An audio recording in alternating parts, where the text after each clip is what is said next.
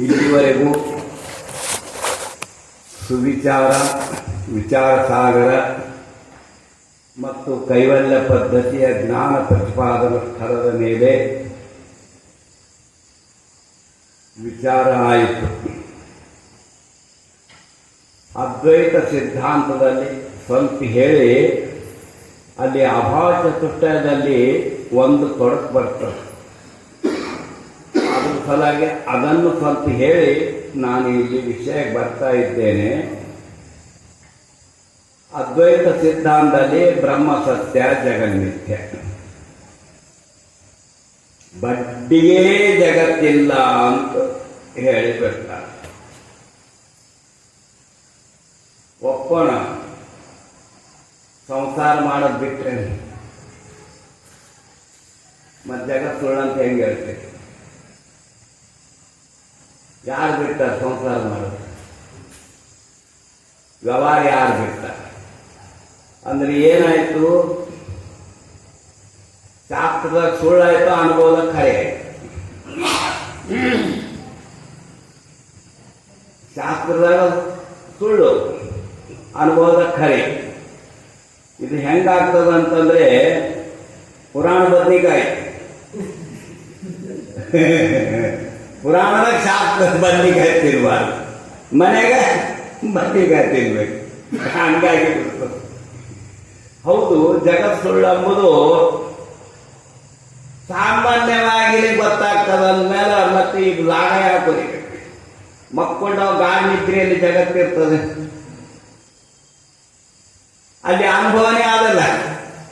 ಅವನಿರಂಗಿಲ್ಲ, ಮನೆ ಇರಂಗಿಲ್ಲ, ಪ್ರಪಂಚ ಇರಂಗಿಲ್ಲ, ಏನು ಇರಂಗಿಲ್ಲ. ತಮೋಗುಣ ಅಡಗಿದ ಮ್ಯಾಲ, ಅಲ್ಲಿ ಮನಸ್ಸು ಅಡಗಿದ ಮ್ಯಾಲ ಗಾಢ ನಿದ್ರೆಯಲ್ಲಿ ಜಗತ್ತೇ ಇಲ್ಲವೇ ಇಲ್ಲ. ಯಾರಿಗೆ ಅನುಭವ ಇಲ್ಲ. ಆದರೆ ಅದನ್ನು ಎಚ್ಚರಿಕೆಯಲ್ಲಿ ಬರಬೇಕು. ಇದು ಅದ್ವೈತ ಸಿದ್ಧಾಂತ.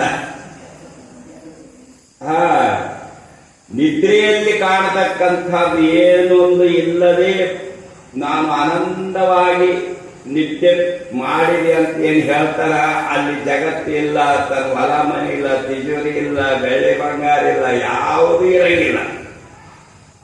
ಎಚ್ಚೆತ್ಕೊಂಡು ಈಗ ಭೂತ ಪಡ್ಕೊಂತ ಓಸು ಪಡ್ಕೊಂತ ಮತ್ತೆ ಮಕ್ಕೊಂಡವಾಗ ಅಡಿಗೆ. ಆದರೆ ಗಾಢ ನಿದ್ರೆಯಲ್ಲಿ ಆಗಿರ್ತಕ್ಕಂಥ ಅನುಭವ ಅದು ಬ್ರಹ್ಮಾನಂದ. ಅದಕ್ಕೆ ಅದು ಶಾಂಪಲ್ ಕೊಡ್ತಾರೆ. ಜಗತ್ತಿಲ್ಲ ತಿಳ್ಕೋಬೇಕಾದ್ರೆ ಗಾಢ ನಿದ್ರೆ ತಿಳ್ಕೋಬೇಕು.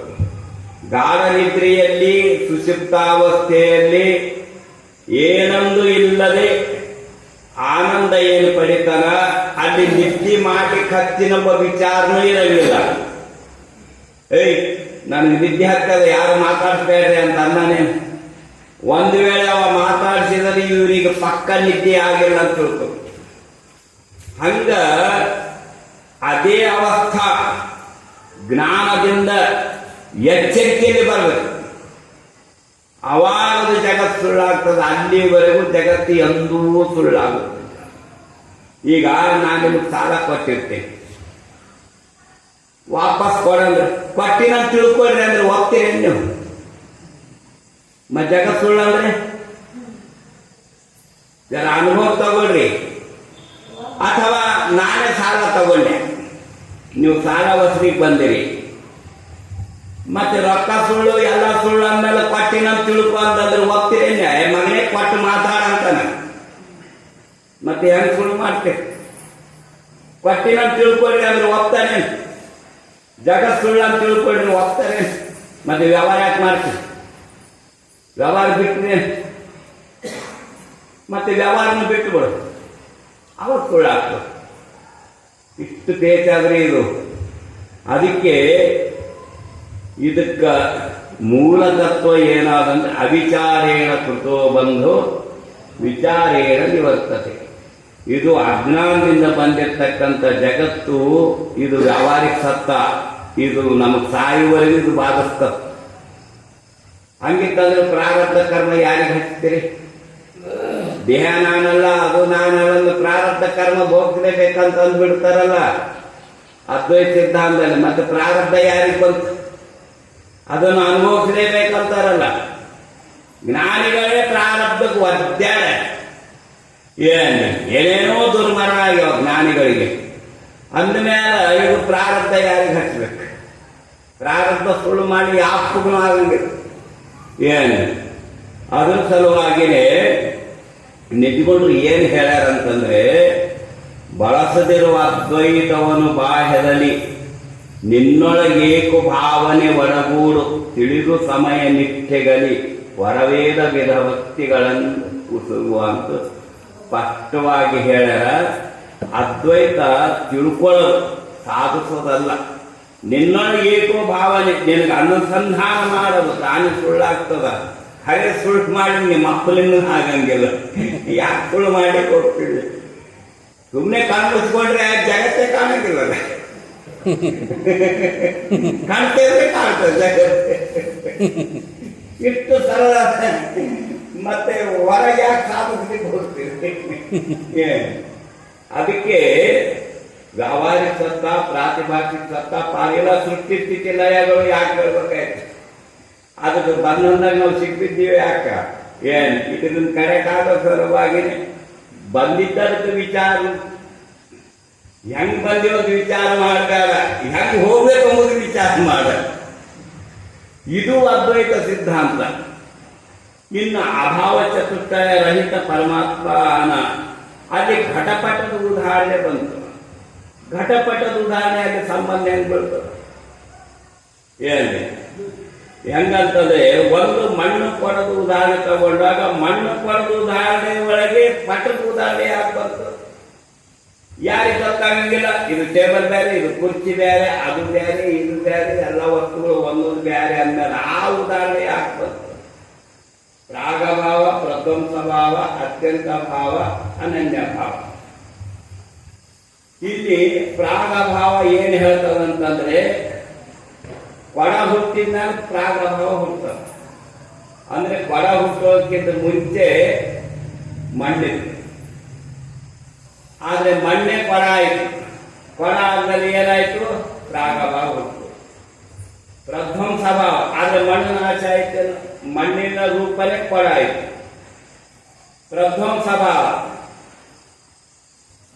ಕೊಡ ಹೊಡೆದೋಯ್ತು, ಉಳಿತೇನು?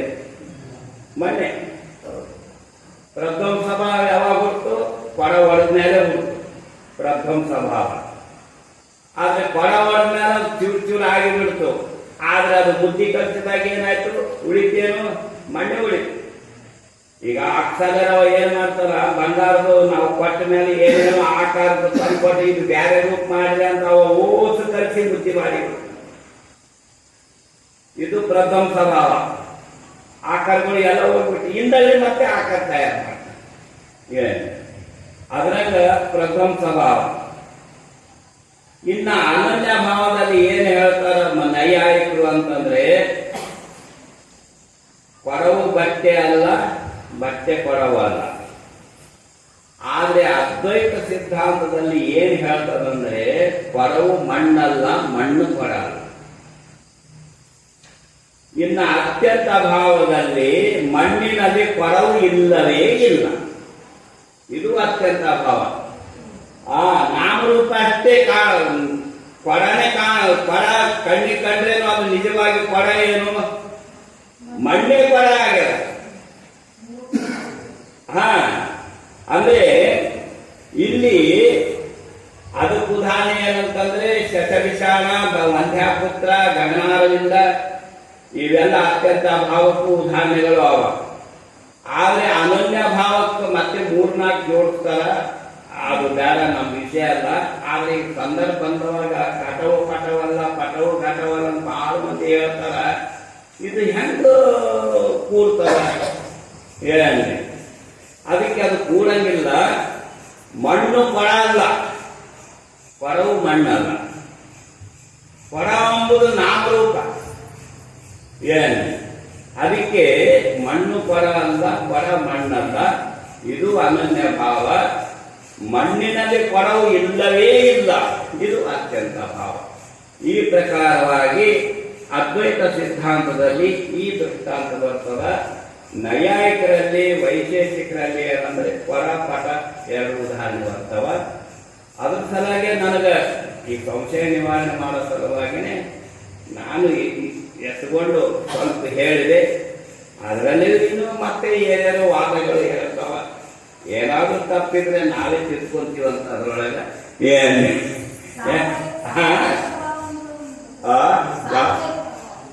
ಇನ್ನೂ ಬಹಳ ಏನು ಅನುಪಲಬ್ಧಿ ಪ್ರಮಾಣನೂ ಆಗ ಏನು ಅದಕ್ಕೆ ಮೊದಲು ಕಂಡಿದ್ದು ಇಲ್ಲದೆ ಕಾಣುವುದಿಲ್ಲ. ಇದು ಅನುಪಲಬ್ಧಿ ಪ್ರಮಾಣ. ಮೊದಲೇ ಇಲ್ಲವೇ ಇಲ್ಲ ಅಂತ ಹೇಳಿ ಅಭಾವ ಅನುಪಲಬ್ಧಿ ಪ್ರಮಾಣ ಆಗೋದಿಲ್ಲ. ಏನು ಅದು ಸಲುವಾಗಿ ಮೊದಲು ಕಂಡಿತ್ತು ಹಿಂದಗಡೆ ಇಲ್ಲಿ ಟೇಬಲ್ ಮೇಲೆ ಕೊಡ ಇತ್ತು, ಅದು ಕೊಡ ತೆಗೆದ್ಬಿಟ್ಟು ಮೊದಲು ನೋಡಿದ್ದ. ಆಮೇಲೆ ಅಲ್ಲಿ ಏನಾಯ್ತು, ಅಲ್ಲಿ ಕೊಡ ಇಲ್ಲ ಅಂತ ಹೇಳಿಬಿಡ್ತ. ಇದು ಅನುಪಲಬ್ಧಿ. ಅಲ್ಲಿ ಅವನಿಗೆ ಸಿಗಂಗಿಲ್ಲ. ಉಪಲಬ್ಧಿ ಅಂದ್ರೆ ಸಿಗೋದು, ಅನುಪಲಬ್ಧಿ. ಕೊಡ ಯಾರು ತಗೊಂಡು ಹೋಗ್ಬಿಟ್ರು.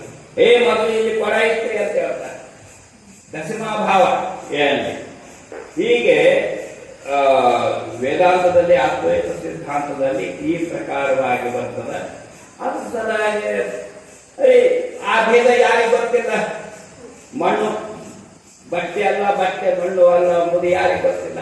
ಪ್ರತಿಯೊಂದು ಭೇದ ಎಲ್ಲರೂ ಈ ಕಣ್ ಕಾಣ್ತಕ್ಕಂಥ ವಸ್ತುಗಳು ಅದು ಇದು ಆಗಂಗಿಲ್ಲ, ಇದು ಅದು ಆಗಂಗಿಲ್ಲ.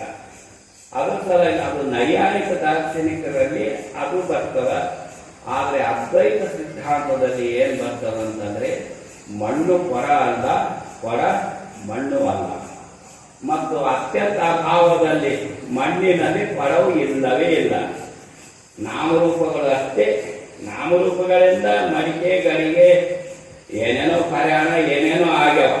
ಮಡಿಕೆ ಮಾಡುವರೆ ಮಣ್ಣೆ ಮೊದಲು ಸಿಗುವಂತ ನಿಮ್ಗೆ ಗೊತ್ತೇ ಆಗಲ್ಲ. ಅದ್ರ ಸಲುವಾಗಿ ನಾನು ಸುಮ್ಮನೆ ಜರ ನನಗೆ ಯಾಕೋ ಸ್ವಲ್ಪ ಹೇಳ್ಬೇಕಂತ ಮನ್ಸು ಬಿಡ್ತು. ಮತ್ತೆ ಇದ್ದಾಗಡೆ ಅದ್ರ ಬಗ್ಗೆ ವಿಚಾರ ಮಾಡೋಣ ಅಂತ ಈಗ ನಮ್ಮ ವಿಷಯಕ್ಕೆ ಬರೋಣ. ಏನು ಅದು ಮುಂದಿನ ಮಂತ್ರದಲ್ಲಿ ಅದೇ ಮುಂದೆ ಸೃಷ್ಟಿ ಕ್ರಮನೇ ಆದ. ಅದಕ್ಕೆ ಸ್ವಲ್ಪ ಹಿಂದಿಂದ ಸ್ವಲ್ಪ ಅವಲೋಕನ ಮಾಡ್ಕೊಂಡು ಹೋಗೋಣ. ಪರೀಕ್ಷಲೋಕಾನ್ ಕರ್ಮಚಿತಾನ್ ಬ್ರಾಹ್ಮಣೋ ನಿರ್ವೇದಮಾಯಾನ್ಯಾಸ್ತ ಕೃತಃ ಕೃತೇನ ತದ್ವಿಜ್ಞಾನಾರ್ಥಂ ಸ ಗುರುಂ ಏವಾಭಿಗಚ್ಚತ್ ಸಮಿತ್ಪಾಣಿ ಶ್ರೋತ್ರಿಯಂ ಬ್ರಹ್ಮನಿಷ್ಠಂ. ಪರೀಕ್ಷಲೋಕಾನ್ ಈ 14 ಲೋಕಾಂತರ್ಗತ ಏನು ಈ ಜಗತ್ತೇನು ಹುಟ್ಟದ ಕರ್ಮದಿಂದ ನೀವು ಹುಟ್ಟದ ಏನ್ರಿ. ಆದ್ರೆ ಕರ್ಮದಿಂದ ಹುಟ್ಟಿರ್ತಕ್ಕಂಥ ಜಗತ್ತುಗಳು ಹೆಂಗಾವ. ಆದ್ರೆ ಕರ್ಮದಿಂದ ಪರಮಾತ್ಮ ಹುಟ್ಟಿಲ್ಲ, ಅಕೃತ. ಅವನು ಮಾತ್ರ ಕರ್ಮದಿಂದ ಹುಟ್ಟಿಲ್ಲ, ಅವನಿಂದ ಎಲ್ಲ ಹುಟ್ಟ. ಮುಂದಿನ ಮಂತ್ರದಲ್ಲಿ ಬರ್ತದದು. ಅದ್ರ ಸಲುವಾಗಿ ಈ ಕರ್ಮದಿಂದ ಕರ್ಮಣಾಬದ್ಧತೆ ಅಯಂ ಲೋಕ ಗೀತೆಯಲ್ಲಿ ಬರ್ತದೆ ನೋಡ್ರಿ. ಇದು ಈ ಕರ್ಮದಿಂದ ಬಂಧಿತವಾಗಿದೆ ಈ ಜಗತ್ತು. ಅದರ ಸಲುವಾಗಿ ಈ ಕರ್ಮದಿಂದ ಹುಟ್ಟಿದ ಯಾವ ಲೋಕಗಳು ಇವೆಯೋ ಅದೇ ರೀತಿ ಬ್ರಹ್ಮನು ಪರಮಾತ್ಮನು ಕರ್ಮದಿಂದ ಹುಟ್ಟುವುದಿಲ್ಲ. ಏನು ಸ್ಪಷ್ಟವಾಗಿ ಹೇಳ್ತಾರೆ ಇಲ್ಲಿ. ಏನು ಅದರ ಸಲುವಾಗಿ ಕೃತಃ ಕೃತೇನ ಇದು ಏನಾದ ಪರಬ್ರಹ್ಮ ಕರ್ಮದಿಂದ ಹುಟ್ಟಿಲ್ಲ, ಅವನಿಂದೇ ಎಲ್ಲ ಹುಟ್ಟವ. ಮುಂದಿನ ಮಂತ್ರದಲ್ಲಿ ಹೇಳ ಆ ಪರಮಾತ್ಮ ಅಕ್ಷರ ಅವಿನಾಶಿ, ಅವ ಕರ್ಮದಿಂದ ಹುಟ್ಟಿಲ್ಲ. ಎಲ್ಲ ದೇವತೆಗಳು ಕರ್ಮದಲ್ಲಿ ಹುಟ್ಟ. ಪೂರ್ವಮೀಮಾಂಸ ಸ್ಪಷ್ಟವಾಗಿ ಹೇಳ್ತಾರ.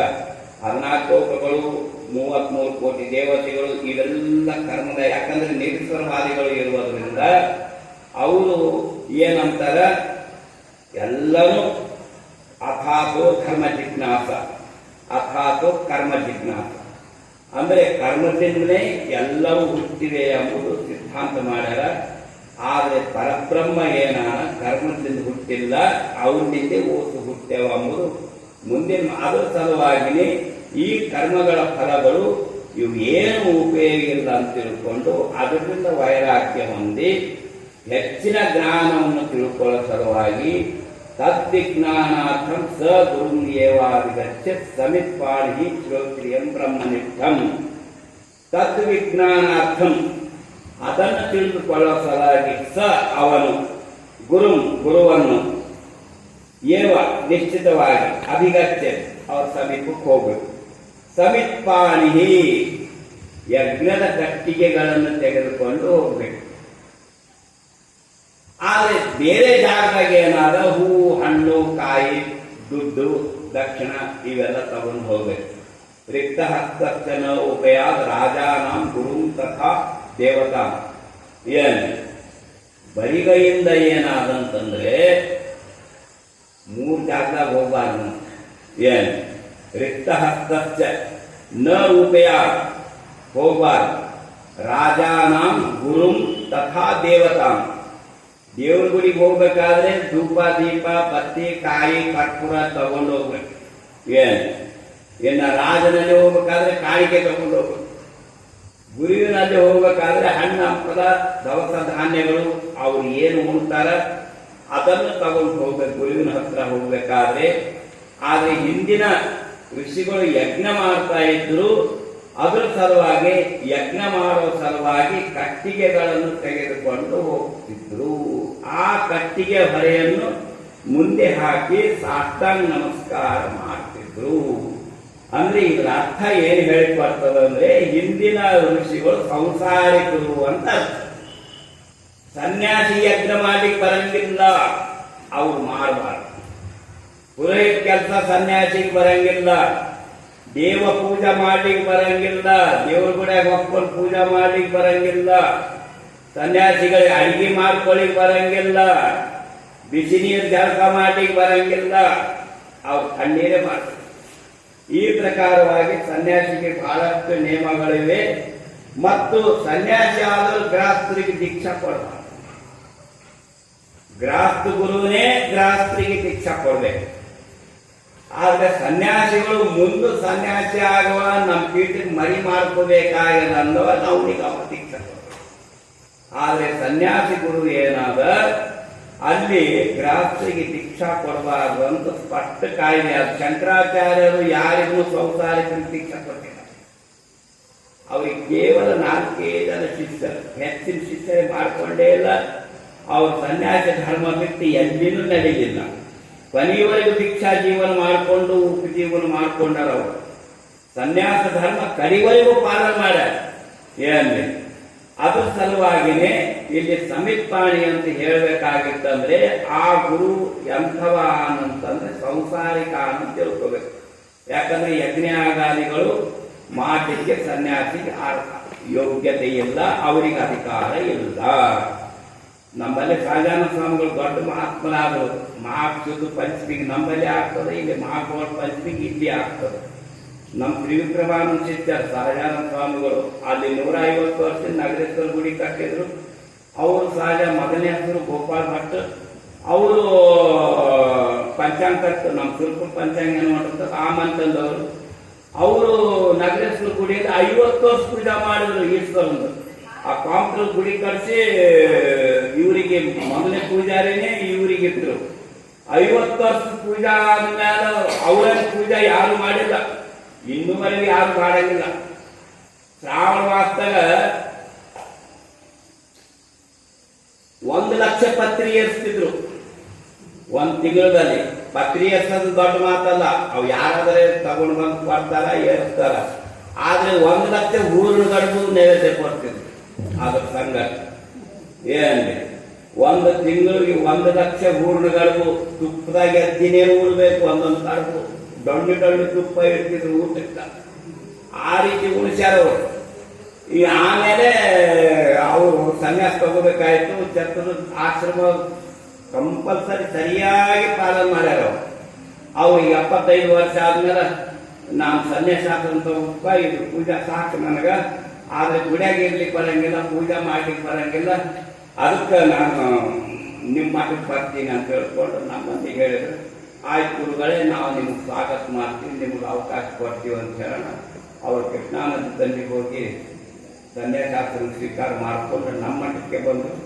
ಅಲ್ಲಿ ನಮ್ಮ ಮಠದಾಗೆ 20 ವರ್ಷ ಇದ್ದು ಪಂಡ್ರಾಪುರ ಪಾದಯಾತ್ರೆಯಿಂದ ಮೂರ್ತಿಗಳನ್ನು ತಂದು ಬ್ರಾಹ್ಮಣ ಕೈಗೆ ಸ್ಥಾಪನೆ ಮಾಡಿಸಿದ್ರು. ಅದು ನಿತ್ಯ ಭಜನೆ ಈಗೂ ನಡೀತದ. ಇರಲಿ, ನಾವು ಉದಾಹರಣೆ ಯಾಕೆ ಹೇಳಿದೆ ಅಂತಂದ್ರೆ ಸನ್ಯಾಸಿಗಳಿಗೆ ಅದು ಮಾಡ್ಲಿಕ್ಕೆ ಅಧಿಕಾರ ಇಲ್ಲ ಅನ್ನೋದಾಗೆ ಅವರು ನಮ್ಮ ಗುರುಗಳು ಏನೋ ಸಹಜಾನ ಸ್ವಾಮಿಗಳು ಆ ರೀತಿ ನಡೆದ್ರು. ಏನು ನಡೆದ ಮೇಲೆ ಅವ್ರಿಗೆ ನಾವು ಅರ್ಧ ಜಾಗ ಕೊಡ್ತೀವಿ. ಆ ಅರ್ಧ ಜಾಗದಾಗ ಅವ್ರ ಸಮಾಧಿ ಆಯಿತು. ಅವ್ರ ದೇಹ ಬಿಟ್ಟು 97 ವರ್ಷ ಆಗಿದೆ. ಏನು ಹೀಗೆ ಒಬ್ಬೊಬ್ಬ ಮಹಾತ್ಮರು ಸಿದ್ಧಾರ್ಥನು ಅಷ್ಟೇ ವಯಸ್ಸಾಗ್ಯದ.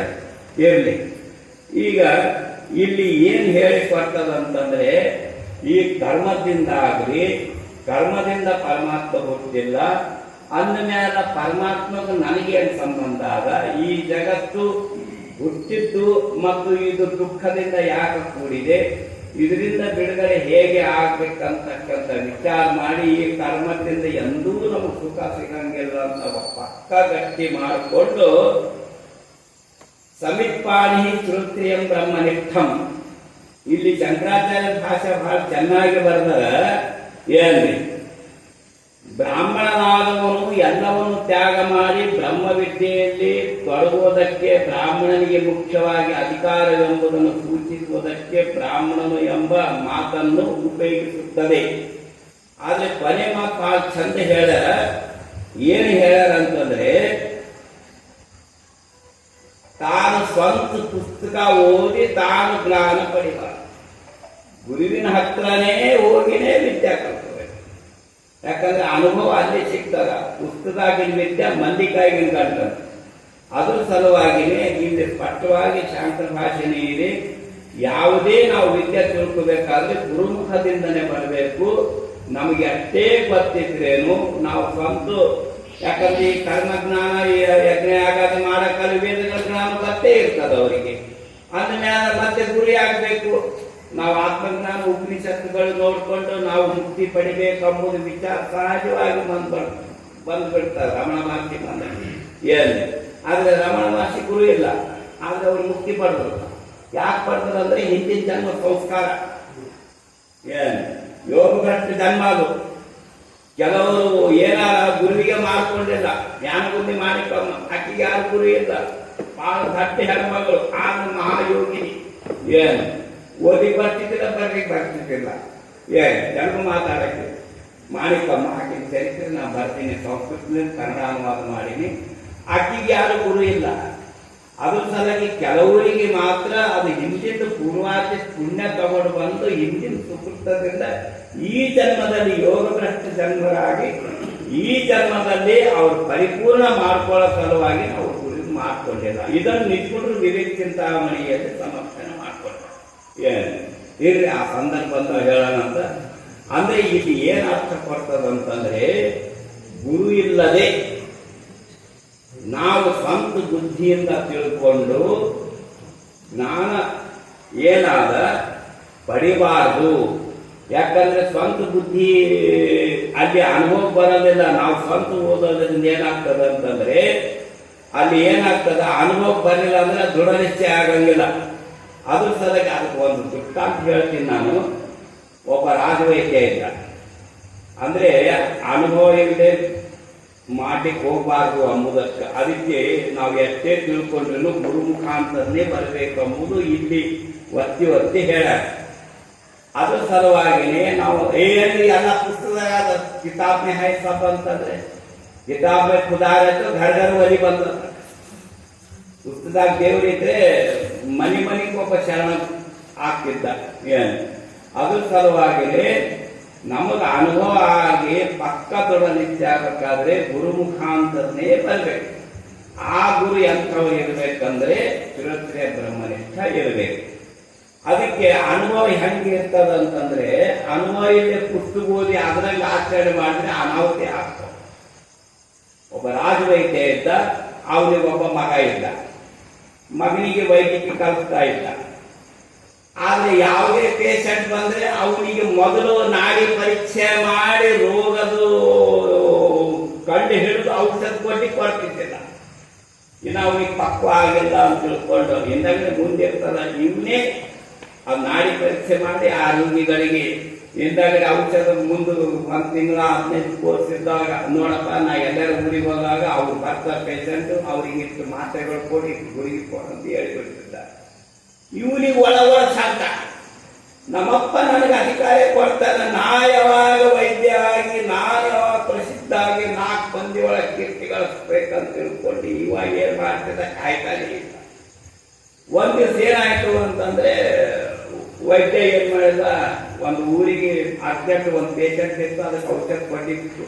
ಹೋಗಕ್ಕಾಗಿ ಏನಂದ ಮಗನಿಗೆ, ನೋಡಪ್ಪ ನಾನು ಹೋಗ್ತಾ ಇದ್ದೀನಿ, ಸಂಜೆಗೆ ಬರ್ತಾ ಇದ್ದೀನಿ, ಅಲ್ಲಿವರೆಗೂ ಹಿಂದಿನ ಪೇಷಂಟ್ಗಳು ಏನೋ ಅವಕ್ಕಷ್ಟೇ ಔಷಧ ಕೊಡ್ತಾರೆ, ಹೊಸ ಪೇಷಂಟ್ ಬಂದ್ರೆ ನೀವು ಔಷಧ ಕೊಡ್ಬೇಡ, ಎಚ್ಚರಿಕೆ ಕೊಟ್ಟು ನಾ ಸಂಜೆಗೆ ಬರ್ತೀನಿ, ಹೊಸ ಪೇಷಂಟ್ ಬಂದಿತ್ತು ಅಂತಂದ್ರೆ ನನಗೆ ಹೇಳಿ ಮಕ್ಕಳು ಅವ್ರಿಗೆ ಕರ್ಸ್ಕೊಂಡು ಔಷಧ ಕೊಡೋಣ, ನೀನು ಮಾತ್ರ ಕೊಡಬಾರ್ದು ನೋಡೋದು ಕಂಡೀಷನ್ ಮಾಡಿ ಹೋಗಿಬಿಟ್ಟ. ನೀವು ಹೋಗಿ ಮೊದಲು ಅಂತಂದ. ಏನು ಆತ ಹೋಗೇ ಬಿಟ್ಟ. ಇವ ಯಾರು ಹೊಸ ಪೇಷಂಟ್ ಬರ್ತಾರ, ನಾನು ಯಾವಾಗ ಔಷಧ ಕೊಟ್ಟೆನು, ನಾ ಯಾವಾಗ ಹೆಸರು ಗಳಿಸ್ತೇನೆ ಕಾಯ್ಕೊಂಡು ಕುಂತಿದ್ದ. ದುರ್ದೈವಕ್ಕ ರಾಜನ ಮಗಳಿಗೆ ಕಡಿಬ್ಯಾಗಿ ಶುರುವಾಗ. ಏನು ಕಡಿಬ್ಯಾಗಿ ಶುರುವಾಗ ಅವ ರಾಜ ವೈದ್ಯ ಕರೀರಿ ಅಂತ. ಅವಾಗ ಅವ್ರ ಸೇವಕರು ಬಂದರು, ಬರ್ರಿ ಕರೀತಾರೆ. ರಾಜನ ಮಗಳಿಗೆ ನಾನು ಔಷಧ ಕೊಟ್ಟೆ ಅಂತಂದ್ರೆ ನಂದು ಹೆಚ್ಚಿನ ಕೀರ್ತಿ ಬರ್ತದ, ರಾಜ ನನಗೆ ಬಹಳಷ್ಟು ಬಹುಮಾನ ಕೊಡ್ತಾರ ಅಂತ ತಿಳ್ಕೊಂಡು ಇನ್ನು ಕಣಿವ್ಯಾನಿಗೆ ಏನ್ ತಗೋಬೇಕಂತ ಪುಸ್ತಕ ತೆಗ್ದ. ಪುಸ್ತಕ ಓದಿಲ್ಲ. ನೇತ್ರರೋಗೆ ಸಮತ್ಪನ್ನೆ ಕರ್ಣೋಚಿತ್ವ ಗುದಂಡಹೇ ಅದ್ರೊಳಗೆ ಬರ್ತಿದ್ದ. ನೇತ್ರರೋಗೆ ಸಮತ್ಪನ್ನೆ ಕಣಿವ್ಯಾನಿ ಉಂಟಾದಾಗ ಕಾಲು ಸರಾಕಿ, ಆ ಸಲಾಕಿ ಕಾಸಿ ಅವನು ಕಿವಿ ಕತ್ತರಿಸ್ಬೇಕು, ಗುಂಡಿಗೆ ಬರಿ ಕೊಡಬೇಕು ಅಂತ ಬರ್ತಿದ್ರು. ನೇತ್ರರೋಗಿ ಸಮತ್ಪನ್ನೆ ಕರ್ಣೋಚಿತ್ವ ಗುದಂಡಹೇ ಬರ್ದೆ. ಇವಾಗ ಏನ್ ಮಾಡಿದ, ಇಷ್ಟೇ ಮಾಡಿ ಕಿವಿ ಕತ್ತರಿಸ್ಬೇಕು, ಅದು ಬರಿ ಕೊಡಬೇಕು. ಏನ್ ಗುದಕ್ ಬರಿ ಕೊಡ್ಬೇಕಂದ್ರು ಇವಾಗ ಸಲಾಕಿ ಕತ್ತಿ ತಗೊಂಡು ಹೊಂಟ. ಹೋಗೋಣ ಅಷ್ಟೊತ್ತಿಗೆ ಹೊತ್ತಾಗಿತ್ತು. ಅವ ಕಿತ್ತಾಗ ಕತ್ರಿ ಮತ್ತು ಸಲಾಕಿ ತಗೊಂಡು ಹೊಂಟಿದ್ದ. ಅಷ್ಟೊತ್ತಿಗೆ ಅವ್ರ ಅಪ್ಪ ಬಂದ. ಎಲ್ಲಿಗೆ ಹೊಂಟಿರಿ? ಅರಮನೆಗೆ ಹೊಂಟಿರಿ. ಏನಾಗ್ಯಾರ, ರಾಜನ ಮಗಳಿಗೆ ಕಡಿಮೆ ಶುರುವಾಗ್ಯದ, ಅದ್ರ ಸಲುವಾಗಿ ನಾ ಹೊಂಟೀನಿ ಅಂತಂದ. ಏನ್ ಔಷಧ ತಗೋ? ನಾ ಎಲ್ಲ ತಗೊಂಡಿನ, ಅದು ಏನ್ ತಗೊಂಡಿ ನನಗೆ ತೋರಿಸಿ ಹೋಗು ಅಂತಂದ. ಅವಾಗ ತೋರಿಸಿದ ಒಂದು ಕತ್ರಿ, ಒಂದು ಸಲಾಕಿ. ಇವು ಏನ್ ಮಾಡ್ಬೇಕಂತ ಮಾಡಿ ಅಕ್ಕಿಗೆ ಎಲ್ಲರೂ ಕಿವಿ ಕತ್ತಿಸ್ತೀರಿ ಮತ್ತು ಆ ಸಲಾಕಿ ತಗೊಂಡು ಬುದಕ್ಕೆ ಕಾಫಿ ಬರಿ ಕೊಡ್ತೀನಿ ಅಂತ. ಹುಟ್ಟು ತೊಳೆಮಗನೆ, ಅದು ಏನಾದ, ಅದು ಎಮ್ಮಿಗೆ ಮಾಡ್ಬೇಕದು. ಪಾರ ಎಮ್ಮಿಗೆ ಮಾಡೋದು ಅವ್ರಿಗೆ. ನಮ್ಮ ಮಗ ರಾಜನ ಮಗನಿಗೆ ಕಿವಿ ಕತ್ತಿಸ್ತಿದೆ, ಅವ ನಮ್ಮ ತಲೆ ಕತ್ತಿಸ್ತಾನೆ. ಅದಕ್ಕೆ ಅನ್ವಯ ಮಾಡಿ ಹಿಂಗಾಗ್ತವ. ಅದ್ರ ಸಲುವಾಗಿನೇ ಗುರುಮುಖದಿಂದಲೇ ಬರಬೇಕನ್ನೋ ಸಲುವಾಗಿ ಈ ಉದಾಹರಣೆ ಕೊಟ್ಟೆ. ಅದಕ್ಕೆ ಅನುಭವ ಬಹಳ ಮುಖ್ಯ ಎಂಬುದು ಇರಲಿ. ಮೊದಲನೇ ಮಂತ್ರ ನೋಡೋಣ. ಅದಕ್ಕೆ ಶಂಕರಾಚಾರ್ಯ ಸ್ಪಷ್ಟವಾಗಿ ಹೇಳಿ ಕೊನೆ ಮಾತಿನಲ್ಲಿ ಅವರು ಸ್ಪಷ್ಟವಾಗಿ ಹೇಳ್ಯಾರ. ಅದು ಸಲಗೆ ನೋಡಿ, ಶ್ರೋತ್ರಿಯ ಬ್ರಹ್ಮನಿಷ್ಠನು ಆದ ಗುರುವಿನ ಬಳಿಗೆ ವಿಧಿವತ್ತಾಗಿ ಬಂದು ಆತನ ಮನಸ್ಸನ್ನು ಪ್ರಸನ್ನ ಮಾಡಿಕೊಂಡು ಅಕ್ಷರವೆಂಬ ಸತ್ಯರಾದ ಪುರುಷನನ್ನು ಕುರಿತು ಕೇಳಬೇಕು. ಶಂಕರಾಚಾರ್ಯ ಭಾಷೆ 2 ಪೇಜ್ ಆದ. ಅದನ್ನ ಸಂಕ್ಷಿಪ್ತ ಹೇಳಿಬಿಟ್ಟೆ. ಇನ್ನ ಗುರು ಶಿಷ್ಯರಿಗೆ ತತ್ವವನ್ನು ಉಪದೇಶಿಸಬೇಕು ಎಂಬುದಕ್ಕೆ ಈ ಅಧ್ಯಾಯ ಮುಗಿತದ. ಇನ್ನ 2ನೇ ಮುಂದಕದಲ್ಲಿ 1ನೇ ಖಂಡ, ಮೊದಲನೇದು ಒಂದು ಮಂತ್ರ ಹೇಳಿ ಸ್ಟಾರ್ಟ್ ಮಾಡೋಣ, ಯಾಕಂದ್ರೆ ಟೈಮ್ ಆಯ್ತು. ಅದಕ್ಕೆ ಮೊದಲನೇ ಮಂತ್ರ ಸ್ಟಾರ್ಟ್ ಮಾಡಿ ಹೇಳ್ಬೇಕು. ಅಕ್ಷರದಿಂದ ಜೀವನ ಉತ್ಪತ್ತಿ ಅಂದ್ರೆ ಆ ಪರಮಾತ್ಮನಿಂದ ಈ ಜೀವರಾಶಿಗಳು 84 ಲಕ್ಷ ಜೀವರಾಶಿಗಳು ಮತ್ತು ಪಂಚಭೂತಗಳು ಹೇಗೆ ಸೃಷ್ಟಿಯಾದವು ಎಂಬುದು ಇಲ್ಲಿ ಸೃಷ್ಟಿಕ್ರಮ ಒಂದೊಂದು ಮಂತ್ರದಲ್ಲಿ ಹೇಳ್ಕೊಂಡು ಹೋಗ್ತಾರೆ. ತದೇತ ಸತ್ಯಂ ಯಥಾ ಸುಜಿತ್ತಾತ್ ಪಾವಕಾತ್ ನಿಸ್ಫುಲಿಂಗಾಃ ಸಹಸ್ರಶಃ ಪ್ರಭವಂತೆ ಸ್ವರೂಪಾಃ ತಥಾ ಅಕ್ಷರಾದ್ ವಿವಿಧಾಃ ಸೌಮ್ಯ ಭಾವಾಃ ಪ್ರಜಾಯಂತೆ ತತ್ರ ಚೈವಾಪಿ ಅಂತಿ. ಇದು ಸತ್ಯವು, ಆ ಪರಬ್ರಹ್ಮ ಅದು ಏನಾದ ಸತ್ಯ ಇದೆ. ಏನು ಅದು ಇದು ಸತ್ಯವು. ಏನು ಹೇಗೆ ಚೆನ್ನಾಗಿ ಹೊತ್ತಿಕೊಂಡಿರುವ ಪಾವಕದಿಂದ ಕಿಡಿಗಳು ಸಾವಿರಾರು ಸಮಾನುರೂಪವಾಗಿ ಹುಟ್ಟುತ್ತವೆಯೋ ಹಾಗೆ ಎಲೆ ಸೌಮ್ಯನೆ ಅಕ್ಷರದಿಂದ ನಾಶರಹಿತ ಪರಮಾತ್ಮನಿಂದ ವಿವಿಧವಾದ ಭಾವಗಳು ಹುಟ್ಟುತ್ತವೆ ಮತ್ತು ಅದರಲ್ಲಿಯೇ ಸೇರಿ ಹೋಗುತ್ತವೆ. ಪ್ರಳಯ ಕಾಲದಲ್ಲಿ ಮತ್ತೆ ಬ್ರಹ್ಮನಲ್ಲೇ ಅಡಗಿ ಬಿಡ್ತಾವ ಮತ್ತು ಬ್ರಹ್ಮನಿಂದಲೇ ಜಗ ಸೃಷ್ಟಿಯಾಗಿ ಪ್ರಳಯ ಕಾಲಕ್ಕ ಸರ್ಗ ಪ್ರತಿಸರ್ಗ ಪ್ರತಿಸೃಷ್ಟಿ ಆಗುವ ಹೊತ್ತಿಗೆ ಬ್ರಹ್ಮನಲ್ಲಿಯೇ ಅಡಗಿ ಬಿಡ್ತವ. ಹೇಗೆ ಅಡಗಿ ಬಿಡ್ತವ? ಮತ್ತೆ ತಾನು ಕೂಡ ಪ್ರಳಯ ಕಾಲದಲ್ಲಿ ಜಗತ್ತನ್ನು ತನ್ನಲ್ಲಿ ಅಡಗಿಕೊಂಡು ತಾನು ಒಂದು ದಿವಸ ನಿದ್ದೆ ಮಾಡ್ತಾನೆ, ಆರಾಮ್ ಮಾಡ್ಕೊಂತಾನೆ, ಮತ್ತೆ ಮರುದಿವಸ ಪ್ರತಿಸೃಷ್ಟಿ ಆಗ್ತದೆ. ಇದು ಬ್ರಹ್ಮನ 100 ವರ್ಷದಲ್ಲಿ ಸತತವಾಗಿ ನಡೀತಾ ಇರುತ್ತದೆ. ಯಾವ ರೀತಿ ಅಂತಂದ್ರೆ ಆ ಪರಮಾತ್ಮನೇ ಜಗತ್ತನ್ನು ಸೃಷ್ಟಿ ಮಾಡಿ ಪ್ರಳಯ ಕಾಲದಲ್ಲಿ ತನ್ನಲ್ಲೇ ಅಡಗಿಸಿಕೊಂಡು ತಾನೂ ಒಂದು ದಿವಸ ವಿಶ್ರಾಂತಿ ತಗೊಂತ ನಿದ್ದೆ ಮಾಡ್ತಾನೆ. ಹೇಗೆ ಅಂದ್ರೆ ಈ ಕೋಳಿ ತತ್ತಿ ಉದಾಹರಣೆ ಬರ್ತದೆ. ಕೋಳಿ ಏನ್ ಮಾಡ್ತದ, ಈಗ 14 ತತ್ತಿಗಳು ಹಾಕ್ಯಾವ ತಿಳ್ಕೊಳ್ರಿ. ದಿನ ಒಂದು ತತ್ತಿ ಹಾಕಿದ್ಮ್ಯಾಗ ಮತ್ತೆ ಅವು ಮರಿ ತೆಗಿಬೇಕಾದ್ರೆ ತಾವು ಕೊಡ್ಬೇಕು, ಸಂಸ್ಕಾರ ಕೊಡ್ಬೇಕು. ಅದಕ್ಕೆ ಕೋಳಿ ಸಾಕಿದವ್ರು ಏನ್ ಮಾಡ್ತಾರ, ಆ ಕೋಳಿಗೆ ಅವು 14 ತತ್ತಿನೂ ಅದ್ರ ದುಡುಕಿಟ್ಟು ಬಿಡ್ತಾರೆ. ಅದು ಏನು ಮಾಡ್ತದ, ಕಾವು ಕೊಡ್ತದ. ಅದಕ್ಕೆ ಪಕ್ಷಿಗಳಿಗೆ ಬೀಜ ಅಂತ ಮೊದಲು ತತ್ತಿಯಲ್ಲಿ ಹೋಗ್ತದ, ಆಮೇಲೆ ಏನಾಗ್ತದ, ಸಂಸ್ಕಾರ ಕೊಟ್ಟ ಮೇಲೆ ತತ್ತಿ ಹೊಡೆದು ಪಕ್ಷಿ ಹೊರಗೆ ಬರ್ತದೆ. ಅದಕ್ಕೆ ಬೀಜ 2ನೇ ಜನ್ಮ 2 ಜನ್ಮ ಆಗ್ತದೆ ಕೋಳಿಗೆ ಪಕ್ಷಿಗಳಿಗೆ. ಎಲ್ಲ ಪಕ್ಷಿಗಳು ಏನವ ತತ್ತಿ ಒಳಗೆ ಹೋಗ್ತಾವ. ಆ ನಂತರ ತತ್ತಿ ಕಾವು ಕೊಟ್ಟ ಮೇಲೆ ತತ್ತಿ ಹೊಡೆದು ಹೊರಗೆ ಬರ್ತಾವ. ಅದಕ್ಕೆ ಪಕ್ಷಿಗಳಿಗೆ ಬೀಜ ಅಂತ. ಅದಕ್ಕೆ ಜನ್ಮನ ಜಾಯತೆ ಶೂದ್ರ ಕರ್ಮಣ ಸಂಸ್ಕಾರ ಬೀಜ ಉಚ್ಚಕ್ಕೆ. ಅದಕ್ಕೆ ಜನ್ಮದಿಂದ ನಾವೆಲ್ಲ ಶೂದ್ರರು, ನಮಗೆ ಸಂಸ್ಕಾರ ಕೊಟ್ಟ ನಂತರ ನಮಗೆ ಬೀಜತ್ವ ಬರುತ್ತದೆ, ವೇದಾಧ್ಯಯನದಿಂದ ಯುಕ್ತತ್ವ ಬರುತ್ತದೆ, ಬ್ರಹ್ಮಜ್ಞಾನದಿಂದ ಬ್ರಾಹ್ಮಣತ್ವ ಬರುತ್ತದೆ. ಇದು ಕ್ರಮ. ಆ ಕೋಳಿ ಏನ್ ಮಾಡ್ತದೆ, ಈಗ ನಾ 14 ತತ್ತಿ ಅಂತ ಯಾಕೆ ತಗೊಂಡೆ ಅಂದ್ರೆ ಕೆಲವರು 16 ತತ್ತಿ 20 ತತ್ತಿನೂ ಅದು ಕೂಡಿಸ್ತಾರೆ. ಏನ್ರಿ ಅವೆಲ್ಲರ ಮ್ಯಾಲ ಕುಂತು ಕಾವು ಕೊಟ್ಟು ಎಲ್ಲ ಮರಿಗಳಿಗೆ ಹೊರಗೆ ತೆಗಿತಾರೆ. ಆ ಮರಿಗಳು ಹೊರಗೆ ಬಂದ ನಂತರ ನೋಡ್ರಿ ಅವೆಲ್ಲ ಸಂಜಿತನೆ ಮೇಯ್ತವೆ, ಮರಿಗಳ ಸಂಗತಿ ಮೇಯ್ತದ. ಆಮೇಲೆ ಅದು ಗೂಡ್ನ್ಯಾಗ ಹೊಕ್ಕೊಂಡ ಮ್ಯಾಲ ಎಲ್ಲಾ ಮರಿಗಳನ್ನು ಒಳಗೆ ಹಾಕೊಂಡು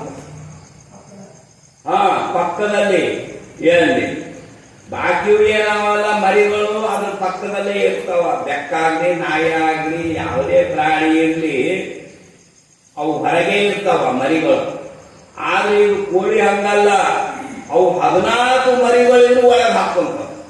ಒಳಗೆ ಹಾಕೊಂಡು ಒಳಗೆ ಮರಿಗಳು ನಿತ್ಯ ಮಾಡ್ತಾವ, ಅದನ್ನು ನಿತ್ಯ ಮಾಡ್ತಾವ ಕೋಳಿ. ಅದ್ರಲ್ಲಿ ಕ್ರಮ ಜಗತ್ತು ಪ್ರಳಯ ಆಗ ಕಾಲದ ಎಲ್ಲನೂ ತನ್ನಲ್ಲಿ ಆಡಿಸಿಕೊಂಡು ತಾನು ನಿತ್ಯ ಮಾಡ್ತಾನೆ. ಅದ್ರ ಸಲುವಾಗಿ ಇಲ್ಲಿ ಕೋಳಿ ಉದಾಹರಣೆಗಳು ಕೊಡ್ತಾರೆ. ಇಲ್ಲಿಗೆ ಸಾಕು, ಯಾಕಂದ್ರೆ ಸಮಯ ಆಯಿತು. ನಾಳೆಗೆ 2ನೇ ಮಂತ್ರದಿಂದ ಸೃಷ್ಟಿಯ ಪಂಚಭೂತಗಳಿಂದ ಹೇಗೆ ಸೃಷ್ಟಿ ಆಯ್ತು ಎಂಬುದು